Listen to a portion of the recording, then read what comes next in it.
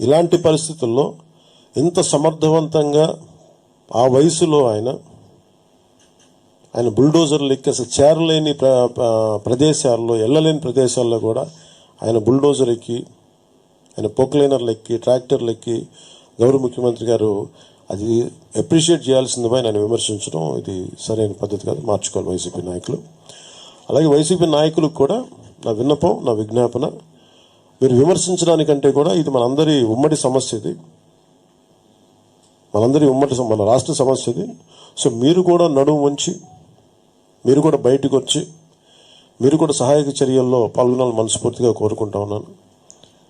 అలాగే గత 2-3 రోజులుగా నేను కనిపించట్లేదు అది అని మాట్లాడుతాను. ఒకటి చెప్తాను, ఇప్పుడు నేను వస్తే నాకు ఇబ్బంది ఏంటంటే ఈ సహాయక చర్యల్లో ఇబ్బంది పడిపోద్ది. ఒకసారి అందరిని మీద పడటం, దానివల్ల అధికార యంత్రాంగానికి కూడా ఒత్తిడి అవుద్ది. దానివల్ల నన్ను వాళ్ళు చెప్పడం వల్ల రాలేకపోయాను. అది నిన్న మీకు క్లియర్ కట్గా తెలియజేశాను. ఇంకా దీన్ని విమర్శించాలని ఎవరన్నా వైసీపీ నాయకులు అనుకుంటే భవిష్యత్తులో ఎప్పుడైనా సరే మీరు నాతో పాటు రావచ్చు, ఎక్కడికైనా సరే నాతో పాటు నా కాన్వాయ్లో తీసుకెళ్తాను మిమ్మల్ని, నాతో పాటు నడవండి. ఎలా ఉంటుందో మీకు అర్థం చేసుకున్నప్పుడు అప్పుడు మీరే సలహా ఇస్తారు.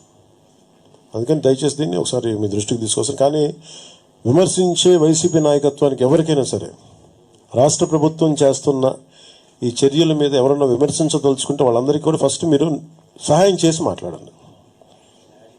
మీరు సహాయం చేసి మీరు బయటికి వచ్చి మీరు మాట్లాడి ఇళ్లలో కూర్చొని కాన్ఫరెన్స్లు పెడితే సరిపోదు. మీరు లోపలికి వచ్చి దిగండి మనస్ఫూర్తిగా.